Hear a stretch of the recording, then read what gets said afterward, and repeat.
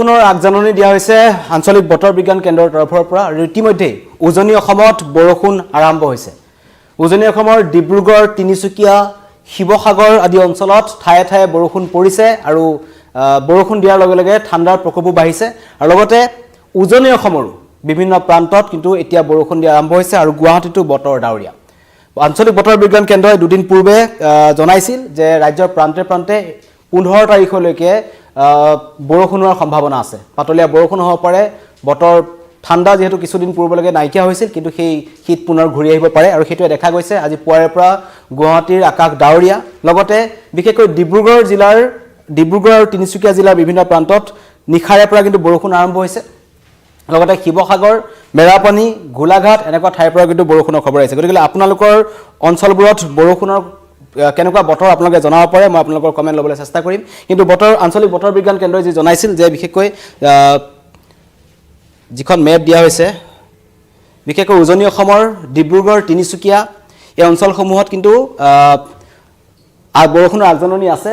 Yellow alert জাৰি কৰা হৈছিল আৰু সেই এলাৰ্ট আজি 12 তাৰিখৰ দিনটোত উজনি অসমৰ প্ৰায়বোৰ জিলাতে দেখা পোৱা গৈছে।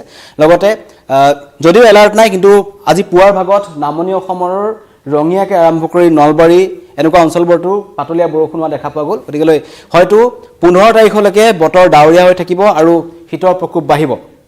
ইতিমধ্যে কমেণ্ট কৰিছে এজনে, আমাৰ ডিব্ৰুগড়ৰ পৰা কমেণ্ট কৰিছে যে এই অঞ্চলত ডিব্ৰুগড়ত ৰাতিপুৱাৰে পৰা পাতলীয়া বৰষুণ আৰম্ভ হৈছে। নিশ্চয় জনাইছিলোঁ যে ডিব্ৰুগড় জিলাত বৰষুণ আৰম্ভ হৈছে আৰু ঠাণ্ডা আগত আনকেইদিনতকৈ যথেষ্ট বাঢ়িছে ডিব্ৰুগড় জিলাত। আৰু লগতে তিনিচুকীয়া জিলাতো দেখা পোৱা গৈছে বৰষুণ আৰু বৰষুণৰ আগজাননী দিয়াও হৈছিল আঞ্চলিক বতৰ বিজ্ঞান কেন্দ্ৰৰ তৰফৰ পৰা।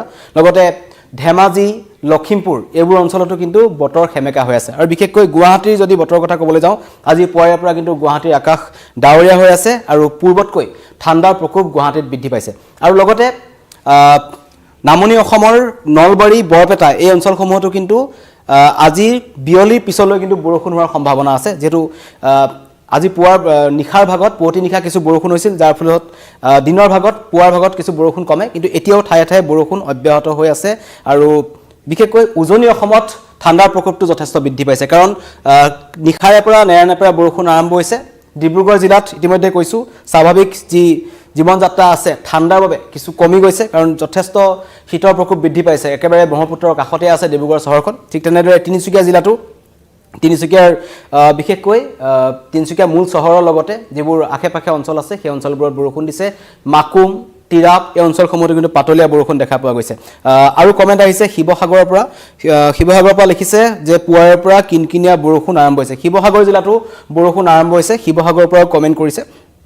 গতিকে ৰাজ্যত বতৰ বিজ্ঞান কেন্দ্ৰই আঞ্চলিক বতৰ বিজ্ঞান কেন্দ্ৰই যেনেদৰে কৈছিল যে বৰষুণৰ সম্ভাৱনা আছে আৰু তাৰেই এখন ছবি দেখা গৈছে যে ৰাজ্যৰ প্ৰান্তে প্ৰান্তে আৰম্ভ হৈছে। আৰু বৰষুণৰ প্ৰতি লক্ষ্য ৰাখি যে মাজতে যি 2 সপ্তাহৰ আগৰ পৰা আমি দেখিছিলোঁ কিছু গৰমৰ প্ৰকোপ বৃদ্ধি পাইছিল, যেন ঠাণ্ডা দিনটো গুচি গৈছে এনেকুৱা ধৰণৰ এটা অনুভৱ হৈছিল। কিন্তু এই বৰষুণ জাক অহাৰ লগে লগেই শীতৰ প্ৰকোপ কিন্তু বৃদ্ধি পাইছে। গুৱাহাটীৰ ঠায়ে ঠায়ে আজি পুৱাৰ ভাগত দেখা গ'ল ৰাস্তাত কুঁৱলী আছিল আৰু বহু পৰলৈকে কিন্তু বতৰ ডাৱৰীয়া হৈ থাকিল। এতিয়া কিছু মুকলি হৈছে যদিও বতৰ ডাৱৰীয়া হৈ আছিল দুপৰীয়া ভাগলৈকে। ঠিক একেদৰে নামনি অসমতো যদি ক'বলৈ যাওঁ, নামনি অসমৰ প্ৰান্তে প্ৰান্তেও হৈছে। গতিকে নামনি অসমৰ পৰা কিছু কমেণ্ট আহিছে আমালৈ, আমি ল'ব বিচাৰিম। কিন্তু আঞ্চলিক বতৰ বিজ্ঞান কেন্দ্ৰই যিটো কথা কৈছিল যে বৰষুণ আহিব পাৰে আৰু ঠিক সেই বৰষুণৰ এজনী আগজাননী, কাৰণ আটাইতকৈ চিন্তাৰ কথা গুৱাহাটীত যদি নেৰানেপেৰা বৰষুণ হয় তেন্তে আটাইতকৈ চিন্তাৰ কথা যে যি কৃত্ৰিম বান আছে, কৃত্ৰিম বানৰ সমস্যাটোৰ কাৰণে মহানগৰবাসী সদায় জৰ্জৰিত হৈ আছে, বিভিন্ন সমস্যাৰ সন্মুখীন হয়। ঠিক একেদৰে এতিয়া উজনি অসমৰ বিশেষকৈ ডিব্ৰুগড় চহৰখনতো আমি কৃত্ৰিম বান দেখা পাইছিলোঁ যোৱাবাৰ। গতিকে এনেকুৱা সময়ত যদি নেৰানেপেৰা বৰষুণ হ'বলৈ হয় তেন্তে ডিব্ৰুগড় চহৰত কিন্তু কৃত্ৰিম বানৰ আশংকা কৰা হৈছে। লগতে ডিব্ৰুগড়ৰ লগতে যিবোৰ তিনিচুকীয়া জিলাখন আছে, তিনিচুকীয়া জিলাখনতো কিন্তু বৰষুণ যদি হয় তেন্তে তাতো কিন্তু সেই কৃত্ৰিম বানৰ সমস্যা আছে। নামৰূপ থাৰ্মেল পাৱাৰ ষ্টেচনৰ পৰা আহিছে বনিন শৰ্মিষ্ঠ চন্দ্ৰই লিখিছে যে নামৰূপতো বৰষুণ হৈছে, যি থাৰ্মেল পাৱাৰ ষ্টেচন আছে তাতো বৰষুণ দেখা পোৱা গৈছে। ইছফাকুল মোহনে লিখিছে হোজাইত বৰষুণ নাই, মধ্য অসমত বৰষুণ নাই বুলি কৈছে। কিন্তু নামনি অসমত বিশেষকৈ ৰঙিয়া, নলবাৰী এই অঞ্চলসমূহত কিনকিনীয়া বৰষুণ প্ৰান্তে প্ৰান্তে দেখা পোৱা গৈছে।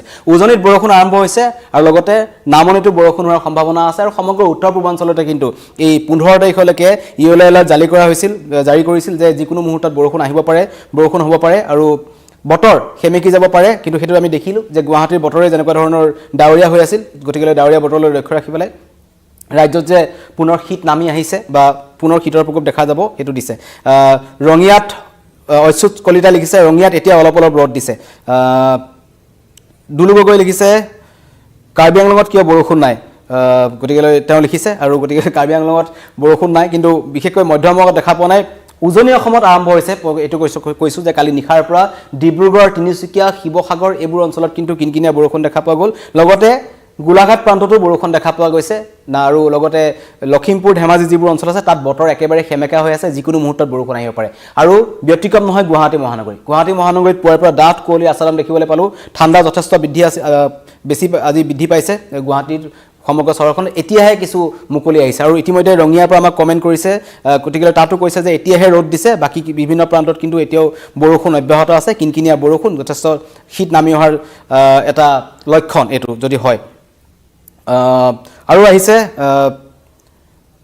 মঙলদৈৰ পৰা আহিছে তাতো মঙলদৈতো কিনকিনীয়া বৰষুণৰ কথা উল্লেখ কৰিছে আমাৰ কমেণ্টত গতিকে ৰাজ্যত বৰষুণৰ সম্ভাৱনা আছে লগতে সমগ্ৰ উত্তৰ পূৰ্বাঞ্চলত আৰু মই ইতিমধ্যে মেপখন আপোনালোকক দেখুৱাইছিলোঁ যে 15 তাৰিখলৈকে যেনেকুৱা ধৰণৰ বতৰ বিজ্ঞান কেন্দ্ৰৰ আগজাননী আছে ৱাৰ্ণিং দি থৈ দিয়া আছে উজনি অসমত বৰষুণৰ সম্ভাৱনা আছিলে আৰু সেইকেইখন চহৰত ইতিমধ্যে বৰষুণ আৰম্ভ হৈছেই গতিকে বৰষুণে স্বাভাৱিক জীৱন যাত্ৰাত কৰবাত নহয় কৰবাত বিধি পথালি লগাব কাৰণ উজনি অসমত ঠাণ্ডাৰ প্ৰকোপটো গুৱাহাটীতকৈ যথেষ্ট বেছি আৰু বিশেষকৈ ডিব্ৰুগড় চহৰত যদি ক'বলৈ যাওঁ ঠাণ্ডাৰ প্ৰকোপ যথেষ্ট বৃদ্ধি পাইছে আৰু তাৰ যিসকল মানুহ আছে বা যিসকল ডিব্ৰুগড় চহৰবাসী আছে তেওঁলোকে কৰবাত নহয় কৰবাত এতিয়া পুৱা ভাগত ওলাই আহিবলৈ চিন্তা কৰিছে কাৰণ নেৰা নেপেৰা বৰষুণ কিনকিনীয়া বৰষুণ গতিকে বৰষুণৰ মাজতেই বিভিন্ন লোক ওলাই আহিব লগা হৈছে আৰু চিন্তা আছে যাতে কৃত্ৰিম বান নহয় কৃত্ৰিম বান হ'লে কিন্তু সকলোৰে এটা ডাঙৰ সমস্যা যোৰহাটৰ পৰা কমেণ্ট কৰিছে জে দত্তই কৈছে যোৰহাটত ৰ'দ দিছে হয় যোৰহাটৰ কথা আমি উল্লেখ কৰা নাই যোৰহাটত বৰষুণৰ প্ৰসংগ কোৱা হোৱা নাছিলে বিশেষকৈ শিৱসাগৰ ডিব্ৰুগড় তিনিচুকীয়া জিলাত কিনকিনীয়া বৰষুণ আমি দেখা পাইছোঁ বিশেষকৈ ডিব্ৰুগড় জিলাত কিন্তু নিশাৰে পৰা চলি আছে আৰু